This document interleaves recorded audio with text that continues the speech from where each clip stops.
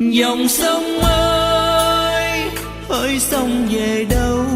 Dòng sông trôi về phương nào? Làng mây ơi, hỡi mây về đâu? Làng mây bay về quê mẹ, cho tôi gửi nỗi lòng người xa. Làng tôi bé nhỏ bên sông, bạc ngát canh đồng thơm mùi mà non.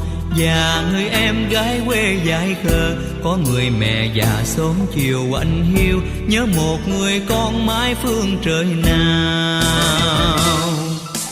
Ôi tôi nhớ những buổi trưa hè, những giọt mồ hôi tuôn rơi dương trên áo mẹ. Mẹ ơi